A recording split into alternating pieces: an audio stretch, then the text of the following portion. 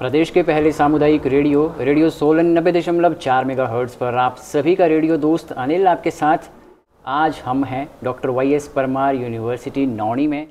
Forest product क्या है, किस तरह से इसमें कार्य होते हैं, करियर संभावनाएं इसमें क्या कुछ है, ये तमाम सवालों के जवाब आज हम जानने वाले हैं डॉक्टर भूपेंद्र दत्त जी से। सर, आपका बहुत बहुत स्वागत है। धन्यवाद। तो सर, सबसे पहले यही सवाल है आपके लिए कि जो फॉरेस्ट प्रोडक्ट विभाग है ये क्या है, थोड़ा बताएं इसके बारे में। आप सभी को मेरा नमस्कार। फॉरेस्ट प्रोडक्ट यानी वन उत्पाद विभाग जी, हिंदी में जिसे जाना जाता है, हमारे प्रदेश में, देश में या विश्व भर में अगर हम देखें तो वन उत्पाद एक ऐसा विषय है जिसका हम हर रोज ही प्रयोग करते हैं। कोई दिन हमारा ऐसा नहीं होता जब हम वन उत्पादों का कोई भी उत्पाद हम प्रयोग में नहीं लाते हैं। जी जी। जैसा कि आप जानते हैं, वन उत्पाद विभाग वनों से जो भी हमारे उत्पाद प्राप्त होते हैं, जैसे हमारे दो तरह के उत्पाद होते हैं, जैसे कास्ट लकड़ी जिसे कहते हैं, जी जी, टिम्बर, और दूसरा होता है नॉन टिम्बर। जो दूसरे होते हैं जो लकड़ी के अलावा हमारे औषधीय पौधे हैं, गम्स है, हमारे रेजिन्स होते हैं, हमारे पास और भी विभिन्न प्रकार की जो है वनों से जो उत्पादन होता है, घास होता है, दवाइयाँ होती है, ये दूसरे नॉन टिम्बर में आ जाते हैं जो सारे वनों से मिलते हैं। तो वन उत्पाद विभाग एक बहुत बड़ा हमारा जो एक विषय है जिसको हम किस प्रकार से इन वन उत्पादों को जो हमें जंगलों से हम प्राप्त करते हैं, इसको किस प्रकार से हम जो है उसका प्रयोग करें।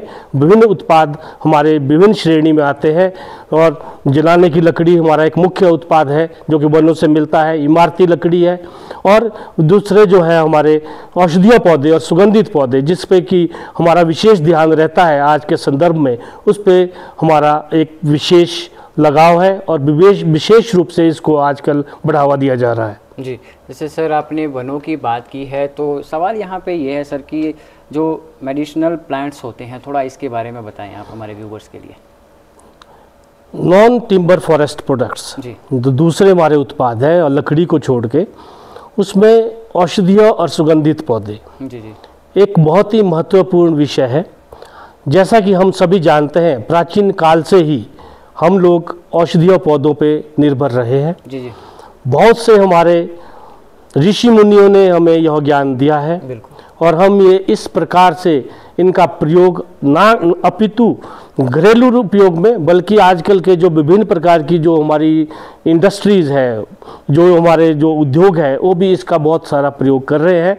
और इसका मुख्य कारण है क्योंकि हमारे जो दूसरे एलोपैथिक जो दवाइयाँ हैं, जो सिंथेटिक दवाइयाँ हैं, उसका जो दुष्प्रभाव है, उसके लिए हमें वापस प्रकृति की ओर जाना पड़ेगा। हम कहते हैं बैक टू नेचर, प्रकृति की ओर वापस जाए और हम जो है हमारे नेचुरल जो हमारे प्राकृतिक स्रोत है, प्राकृतिक पौधे हैं, पेड़ पौधे हैं, उनका प्रयोग औषधीय रूप में करें। एक बहुत ही महत्वपूर्ण कदम है जिसमें हमारी सरकार, हमारा देश और हमारे लोग और विभिन्न प्रकार की जो एजेंसियाँ, इकाइयाँ गठित की गई, वो एक कार्य कर रही है और औषधीय पौधों पे बहुत ज़्यादा उपयोग और प्रयोग किया जा रहा है। इसके दो आयाम है, औषधीय पौधे, सुगंधित पौधे। जैसे आपने कहा, औषधीय पौधे कोई भी पौधा जो हम औषधीय रूप में जो हमारी बीमारी को दूर करता है उसको हम प्रयोग में लाते हैं। लेकिन सुगंधित पौधों का एक खास बात ये होती है कि इसमें हम सुगंधित तेल जो है, हमारे खुशबूदार जो हमारे पदार्थ है वो प्राप्त होते हैं। जो खुशबूदार पदार्थ है, इनका आजकल बहुत ज़्यादा उपयोग हो रहा है। आप जानते हैं जितने भी हमारे उत्पाद आते हैं फ्लेवरिंग के लिए, हमारे जो है भोजन को सुवासित करने के लिए, दवाइयाँ हो, या हमारा जो एरोमाथेरेपी जो है, हमारा मैसेजिंग आजकल जो चल रही है, उसमें सारे जो है सुगंधित पौधों का ही प्रयोग किया जा रहा है। और विभिन्न प्रकार के पौधे विभिन्न भागों में, और जो हमारा जो इससे जो तेल जो निकलता है, सुगंधित तेल, उड़नशील तेल जिसे कहते हैं, एक बहुत ही महत्वपूर्ण घटक है जिसके द्वारा हम जो है इत्र में, इत्र उद्योग में इसका प्रयोग होता है।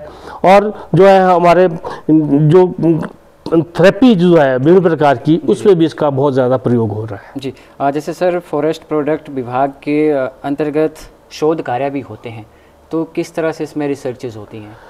देखिए, हमारा विभाग department of forest product, one उत्पाद विभाग, कॉलेज ऑफ फॉरेस्ट्री, वानिकी महाविद्यालय के अंतर्गत आता है। जी जी। इसमें हम 3 प्रकार के कार्य करते हैं। हमारा है शिक्षण, उसके साथ अनुसंधान और प्रसार विस्तार, कैसे इसको आगे लोगों तक या पहुंचाया जाए। तो सर्वप्रथम हमारा जो शिक्षा है, इसमें हम जो है विभिन्न प्रकार के विषय औषधीय पौधों से संबंधित लोग पढ़ाते हैं। ये हमारे बीएससी फॉरेस्ट्री जो है हमारे वानिकी क्षेत्र में, उसके अलावा हमारा जो स्पेशलाइजेशन आती है वो आती है हमारी पोस्ट ग्रेजुएट एमएससी वन उत्पाद विभाग, जिसमें हम विभिन्न प्रकार के पौधों पे कार्य करते हैं। और उसके अलावा हमारा जो है स्नातकोत्तर जो है पीएचडी प्रोग्राम भी चलते हैं, जिसमें हम इसके बारे में जानकारी देते हैं, इस पे हम शोध करते हैं।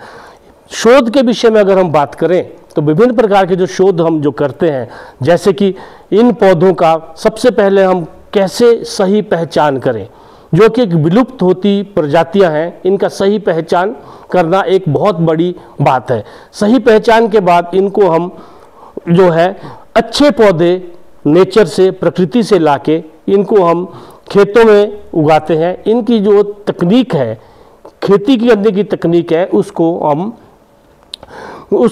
हम बनाते हैं, उसके ऊपर शोध करते हैं, किस प्रकार से हम इनकी पैदावार बढ़ाएं, इनको किस प्रकार से लगाएं और लोगों को जानकारी प्राप्त कर पाएं। ये हमारा एक रहता है एग्रो टेक्नोलॉजी, जो हमारा कृषि से संबंधित है। इसके अलावा हम इसका एक रासायनिक गुण इसमें क्या है, किस प्रकार के इनके जो मुख्य घटक है, जो हमें मुख्य घटक जो कि हमारे औषधीय रूप में काम आते हैं, उनको निकालने का काम करते हैं, जो कि हम प्रयोगशाला में करते हैं। और तीसरा है हमारा इसकी इम्प्रूवमेंट, कैसे हम इसको इम्प्रूव करें। जैसे हमने कोई फसल के ऊपर काम करना है, हमने कालमेघ ले लिया उदाहरण के तौर पे, तो कालमेघ को हम देखना चाहे कि भी इस पर जो है इसकी जो तत्व है जिससे कारण इसकी औषधीय पहचान है, उसको अगर हमें बढ़ाना है तो किस प्रकार हम इसके एक ब्रीडिंग प्रोग्राम के अंतर्गत जो हम इसको इम्प्रूवमेंट के अंतर्गत काम करते हैं। तो प्लांट ब्रीडिंग का काम है, आइडेंटिफिकेशन का काम है, हमारा एग्रो टेक्नोलॉजी का काम है, रासायनिक उसका काम है। ये हमारा शोध से संबंधित है।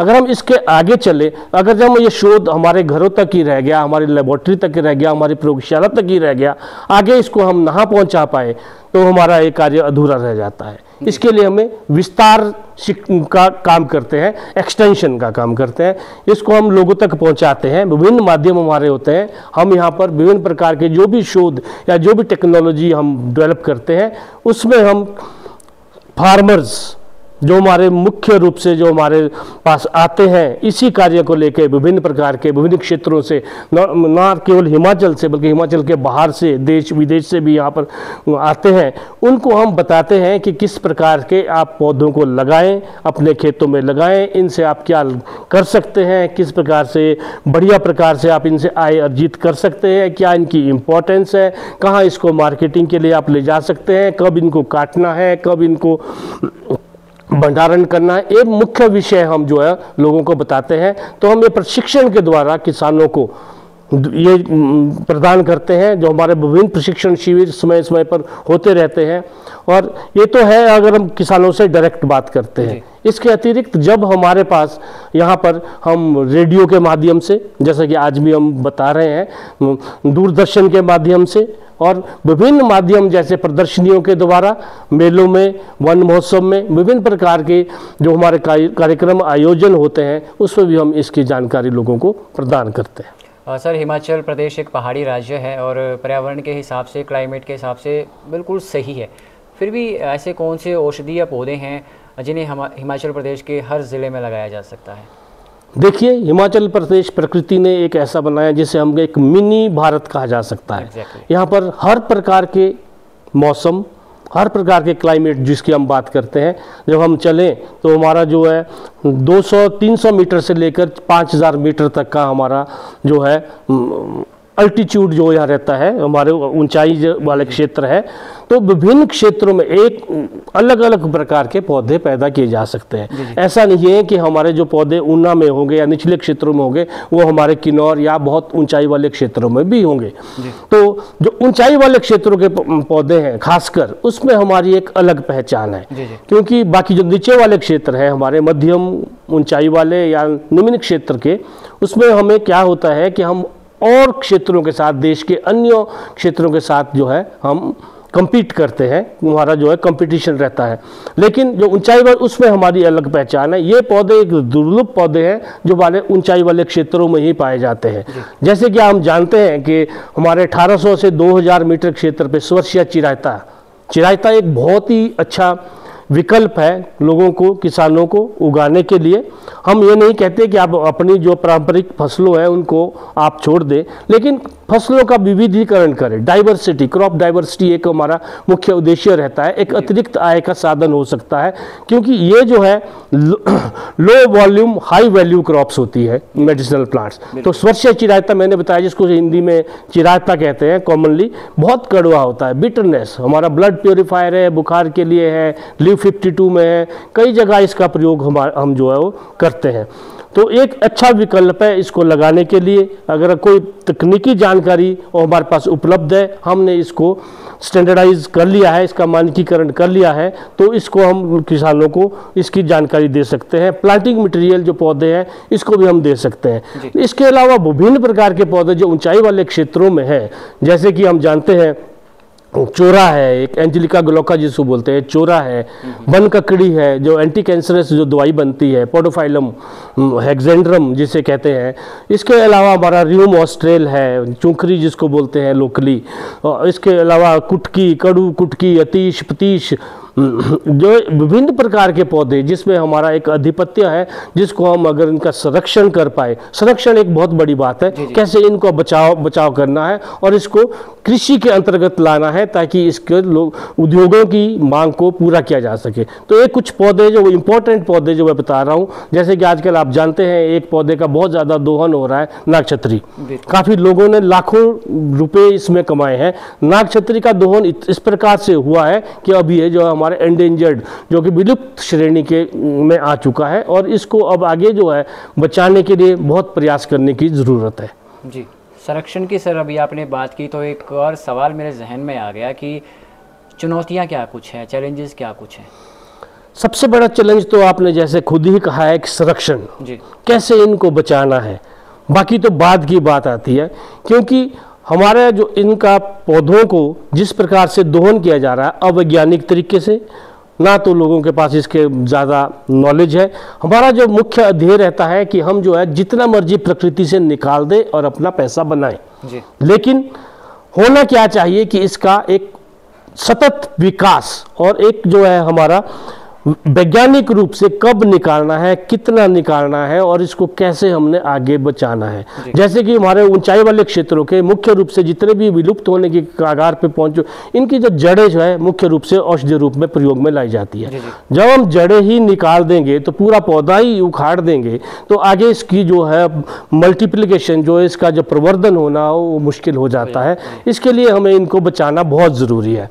दूसरी बात है लोगों में जागरूकता, इस पौधों के प्रति जागरूकता कि इनको आप कहाँ किस प्रकार से बचा करके आगे के पीढ़ी दर पीढ़ी इनका उपयोग सदुपयोग हम आगे भी करते रहें। नहीं तो अगर ये ख़त्म हो गए तो हमारे लोगों को ये नेचुरल प्राकृतिक जो हमारे स्रोत है औषधियों के, ये भी ख़त्म हो जाएंगे और हम जो है जैसे हमारे जो है जानकारी है ये आगे नहीं मिल पाएगी। तो एक बहुत बड़ा चैलेंज है इस जानकारी को बचाए रखना कि ये कौन सा पौधा है, इसके पहचान और इसको कैसे प्रयोग में लाना है और किस बीमारी में इसका किस प्रकार से प्रयोग किया जाना, ये बहुत बड़ा चैलेंज है इसको संजोए रखना। तो इसके लिए हम कहते हैं कि इंडिजिनेशनल टेक्निकल नॉलेज ITK को मजबूत करना बहुत ज़रूरी है कि हम डॉक्यूमेंट करें कि हमारे कितने पौधे, कौन से पौधे किस काम आते हैं। तो ये बहुत बड़ा हमारे पास चैलेंज है, इनको बचाना और इनको लोगों तक पहुंचाना और इनका सही रूप से प्रयोग करना, ये हमारे मुख्य चैलेंजेस इस वक्त हमारे सामने है। जी सर, अभी थोड़ा रिसर्च की अगर बात करें तो जैसे हम भी लोगों से बात करते हैं तो जो औषधीय पौधे हैं उनकी पैदावार की ओर लोगों का रुझान थोड़ा कम है। कुछ विशेष इस पे आपकी टिप्पणी? देखिए, कम नहीं है, पैदावार कम नहीं है। जितना भी हमारा अभी तक औषधीय पौधे हैं लगभग 90% जो है वो जंगलों से ही जा रहे हैं। जी। तो लोग जो है वहीं से कमा रहे हैं। जब तक इसकी खेती जो है 10% के आसपास, वो भी निचले क्षेत्रों में कुछ जगह पर इसकी खेती हो रही है, तो 10% के आसपास जो है इसकी खेती जो लोग कर रहे हैं। तो इसके बारे में एक तो लोगों में अवेयरनेस नहीं है, रेडी मार्केटिंग अभी इसके लिए नहीं है। तीसरी बात है क्वालिटी प्रोडक्शन। मार्केट या उद्योग तभी एक्सेप्ट करेंगे आपका कच्चा माल, औषधीय पौधे, जब आपके पास उसकी क्वालिटी गुणवत्ता युक्त जो होगा।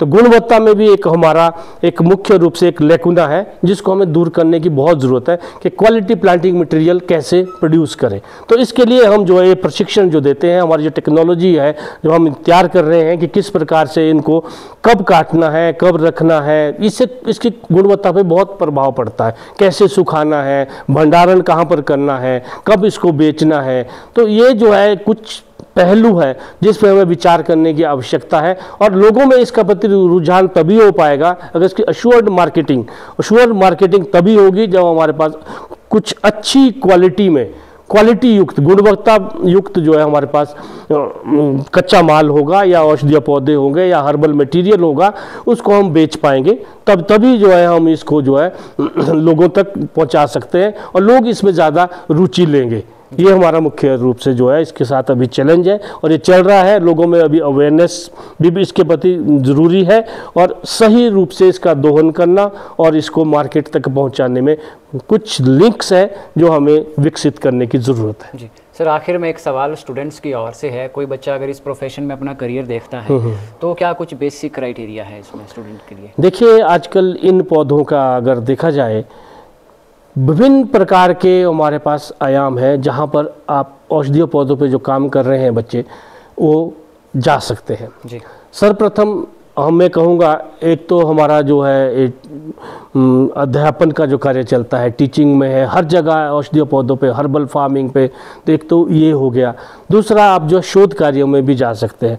चौथा, जो मुख्य रूप से है विभिन्न प्रकार के उद्योगों की मांग है। हमारे पास स्किल्ड मैन पावर एक पर्टिकुलर पौधों पे या औषधीय पौधों पे काम करने के लिए अवेलेबल नहीं है, जो कि विभिन्न प्रकार के उद्योग हम देखें हिमाचल प्रदेश के बद्दी में सैकड़ों ऐसे उद्योग है जो हर्बल बेस्ड है, जो हमारे औषधीय पौधों पे निर्भर है। तो इन पौधों के लिए हमारे मैन पावर की ज़रूरत है। तो जो हमारे पढ़े लिखे युवा है जो इसमें काम करना चाहते हैं तो इन क्षेत्रों में उनको व्यवसाय या नौकरी के अच्छे अवसर है। लेकिन मैं ये कहूँगा कि इनकी खेती को अगर बढ़ावा दिया जाए तो कल्टीवेशन, इसका जो खेती है उसमें भी अगर वो जोर दें तो इसमें भी एक रोजगार का बहुत अच्छा साधन है। क्वालिटी प्लांटिंग मटेरियल, मैंने पहले भी कहा है, गुणवत्ता युक्त प्लांटिंग मटेरियल या गुणवत्ता युक्त औषध उद्योग में प्रयोग होने वाला वो अगर कच्चा माल तैयार करने में सफल होते हैं तो उनको बहुत अच्छे इसके परिणाम मिलने वाले हैं और एक अच्छी आय भी इससे प्राप्त की जा सकती है। जैसा कि मैंने पहले कहा, लो वॉल्यूम हाई वैल्यू जो है इसका जो है मतलब बहुत कम जगह घेरता है और बहुत कम समय में ये तैयार हो जाते हैं और इनका जो है प्रयोग जो है काफ़ी जगह ऊपर होता है। डिमांड बहुत रहती है लेकिन हम इस डिमांड को पूरा करने में सफल रहे हैं। तो इसीलिए अगर इसकी खेती में युवा लोग हमारा ध्यान दे और अच्छा मटेरियल पर को प्राप्त करने में सफलता पाते हैं तो बहुत अच्छे आय प्राप्त की जा सकती है। सर, बहुत ही कीमती जानकारियाँ आपने दी है इस साक्षात्कार के माध्यम से, बहुत शुक्रिया आपका। धन्यवाद आप सभी का। आप लोगों को मैंने जानकारी जो दी, आप लोग यहाँ आए और मैं चाहता हूँ कि इसका लोगों को लाभ अवश्य होगा। धन्यवाद जी। व्यूवर्स, लिसनर्स, ये थे हमारे आज के ख़ास मेहमान डॉक्टर भूपेंद्र दत्त जी, जिन्होंने बहुत सी बातें बताई है फॉरेस्ट प्रोडक्ट्स को लेकर और उम्मीद करेंगे कि जो कुछ भी जानकारियाँ इन्होंने दी है इस इंटरव्यू के माध्यम से ज़रूर आपके ये काम आने वाली है। दीजिए इजाज़त, शब्बा खैर।